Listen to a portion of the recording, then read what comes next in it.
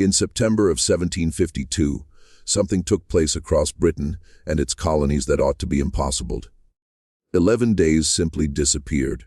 Not figuratively, not in the sense that time feels fast or years blend together, literally.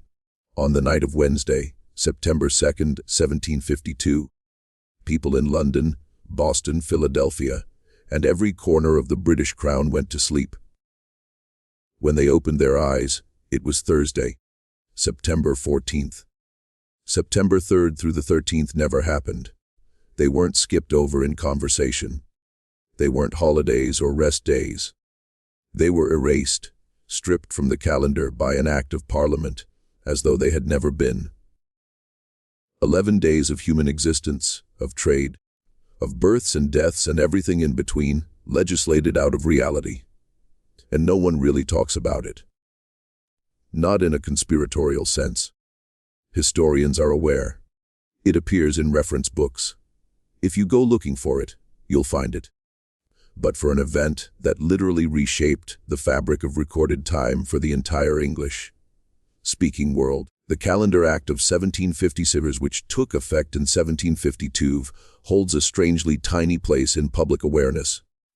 It's treated like a quirky side note, a bureaucratic tweak, the sort of thing you'd see in a trivia game, never in a serious discussion about power, about who controls the structure of daily life, about what it means when a government can erase time itself and call it a correction. I stumbled on this while researching something else entirely. And the further I looked, the more the official version, the neat, rational administrative explanation, started dissolving into something far more disturbing than a simple calendar fix. Here's the official story. You've probably heard some version of it. In 1582, Pope Gregory reformed the Julian calendar, which had governed European time since Julius Caesar introduced it in 46 BC. The Julian calendar had a small flaw. It overestimated the solar year by about 11 minutes. Over centuries, those minutes added up. By the 1500s, the calendar had drifted 10 days away from the astronomical seasons. Easter, meant to be tied to the spring equinox, was wandering through the year. The Pope's fix was clean. Drop 10 days. Jump straight from October 4th to October 15th. Adjust leap year rules to stop future drift. Catholic Europe adopted it immediately. Protestant Europe refused. And here's where it gets interesting. Protestant Europe didn't refuse because the math was wrong. The math was clearly correct. They refused because the reform came from the Pope, from Rome, from the very institution the Protestant Reformation had spent decades defining itself against. To accept the Gregorian calendar was to accept papal authority over the most fundamental structure of daily life, the measurement of time itself. For Protestant nations, especially England, that was unacceptable, not mathematically, but politically, theologically, existentially. So England kept the Julian calendar for 170 years. For nearly 2 centuries, England and its colonies ran on a different calendar than most of continental Europe. Dates didn't align. The English New Year began on March 25th, not January 1st. A letter written in London on February 10, 1740, carried a different date than one written in Paris that same day. International trade demanded constant conversion. Diplomatic letters were a tangle of double dating. The practical hassle was enormous, and England endured it year after year, decade after decade, rather than accept a calendar stamped with Catholic authority. This raises a simple but crucial question. If the resistance was theological, what changed in 1752 to suddenly make that objection irrelevant? The official answer is pragmatism. By the mid-1700s, the practical headaches of keeping a separate calendar had become unbearable. International trade required alignment. The British Empire was growing, and running colonies across the globe on a calendar that didn't match the rest of Europe was increasingly absurd. Parliament acted. The Calendar Act passed. The Gregorian calendar was adopted. 11 days were removed. Problem solved. But the official story collapses here. Pragmatism doesn't explain 170 years of refusal followed by sudden surrender. If the practical problems were that severe, they were severe in 1600, too. In 1650 and 1700, every decade England kept the Julian calendar. The problems got worse, the drift increased, the inconvenience deepened. And yet for 170 years, England chose theology over practicality, identity over efficiency, symbolic resistance to Rome over the material benefits of synchronization. Then, with a single act, it reversed course. What changed wasn't the math. What changed was the structure of power.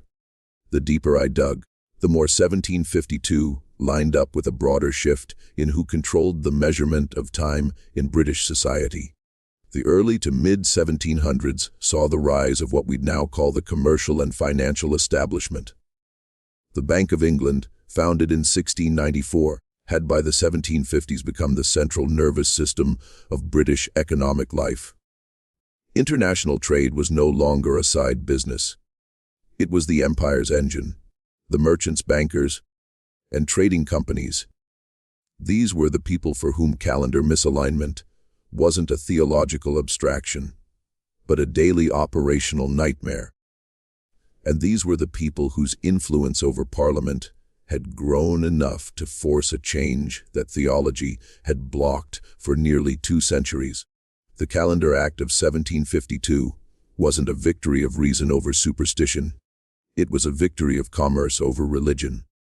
The moment the financial cost of keeping the old calendar outweighed the theological cost of abandoning it, the calendar changed. Not because anyone stopped caring about the Pope, but because someone started caring more about the ledger. The pattern repeats with unsettling precision. Because the calendar change didn't just sync up dates, it restructured the financial year. Before 1752, the English New Year began on March 25th, Lady Day, a date rooted in Christian tradition. After 1752, the New Year moved to January 1st, but the financial year, the tax year, didn't simply move with it. The Treasury, unwilling to lose 11 days of tax revenue, extended the financial year by 11 days. To this day, the British tax year begins on April 6th, not January 1st. Not any date with astronomical or theological meaning. April 6th, a date that makes no sense unless you know it's March 25th plus the 11 deleted days, plus 1 extra day added in 1800 to account for a leap year adjustment. The British tax year is a fossil, a mathematical leftover from a calendar deletion that happened 273 years ago. And every British taxpayer lives inside that artifact without knowing why, as if following instructions they don't fully understand. Now, the 11 days themselves. Because here the human dimension of the story gets buried under the administrative one, and it shouldn't be buried. What happened to people in September 1752 was not a minor adjustment. It was a rupture in the experience of lived time. Popular history tells us riots broke out. That mobs filled the streets of London and Bristol shouting, "Give us back our 11 days." That people genuinely believed the government had stolen 11 days of their lives. The historical accuracy of those specific riots is debated. Some scholars say they were exaggerated or mythologized. Others say they were real but limited. What's not debated is the widespread confusion, anger, and fear the calendar change caused among ordinary people. And why wouldn't it? Think about what the deletion meant in practical terms. If you were a laborer paid by the day, you lost 11 days of wages in September 1752. If you were a tenant with monthly rent, your September rent covered 20 days instead of 30. But the amount didn't change. If you were a farmer whose planting and harvesting schedules were tied to dates, your entire agricultural calendar was thrown off. If you were a servant whose contract ran to a specific date, that date had suddenly moved. If you owed money due on September 10th, that date no longer existed. Did you owe it on the 14th? Did interest accrue across days that never happened? The propertied classes, the ones who had pushed for the change, had accountants and lawyers to manage the transition. The laboring classes had nothing. The 11 days were deleted from everyone's calendar equally, but the cost of the deletion fell entirely on those who could least afford it. The merchants gained synchronization with European trading partners. The workers lost wages. Landlords collected the same rent for fewer days. Tenants paid the same amount for less time. The mathematical elegance of the correction distributed its consequences with a precision that had nothing to do with mathematics and everything to do with power. The silence was deafening when I looked for scholarship on the economic impact of the calendar change on working people. Because the scholarship barely exists. The Calendar Act of 1752 is studied as an administrative event, a technical correction, a moment in the history of timekeeping. It is not studied as an economic event, not as a moment when the government reached into millions of lives and restructured their financial reality by deleting time.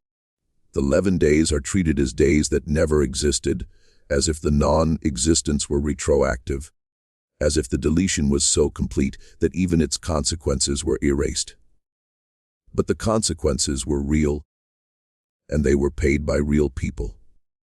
People with no voice in the decision, no representation in the parliament that made it, no way to recover what was taken.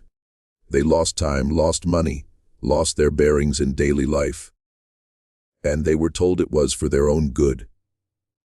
That the correction was necessary, that the old system was broken and the new one better, that the 11 days had never really existed anyway, because the calendar had been wrong, and now it was right, and anyone who objected was clinging to ignorance. The deeper I went, the more 1752 looked like a template for how power restructures reality and then tells the people inside that reality that nothing has changed. Because the rhetoric around the Calendar Act is identical to the rhetoric around every major institutional restructuring I've investigated. The old system is broken. The new system is correct. The transition is necessary. The costs are temporary. The benefits are universal. And those who bear the costs are told their discomfort is a sign of their own backwardness, not a sign of the injustice of the transition. And here's the thread connecting 1752 to everything else. The deletion of 11 days wasn't the first time authority deleted time. It wasn't the last. When the Gregorian calendar was adopted in 1582, Catholic countries deleted 10 days. When Russia adopted it in 1918, it deleted 13 days. When Greece adopted it in 1923, it deleted 13 days. Each transition deleted a different number of days because each country had waited a different length of time before capitulating. Each transition produced the same pattern. Authority decided. The people adjusted. The lost days were treated as if they'd never existed. The cost fell downward. The benefit flowed upward. The pattern repeats with unsettling precision.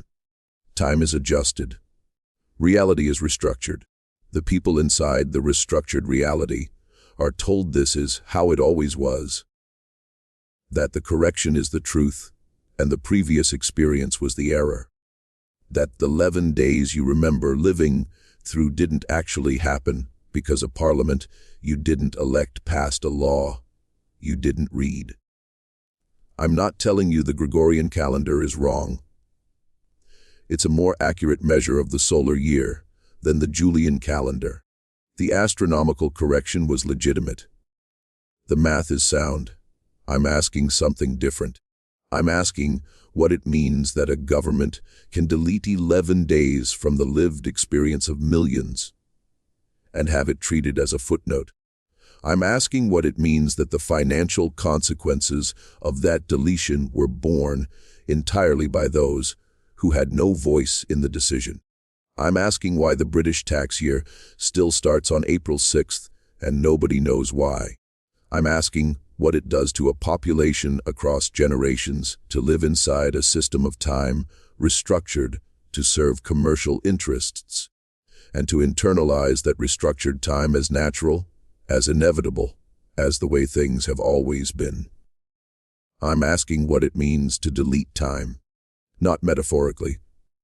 Actually, to reach into the calendar and remove days as though they were ledger errors rather than days people lived, worked, loved, and died within. To treat human experience as subordinate to mathematical correction. To tell millions that the time they experienced was wrong. Because if they could delete 11 days and have it forgotten within a generation, what else have they adjusted that we no longer remember was different? Handed a calendar and told it was the only one there ever was.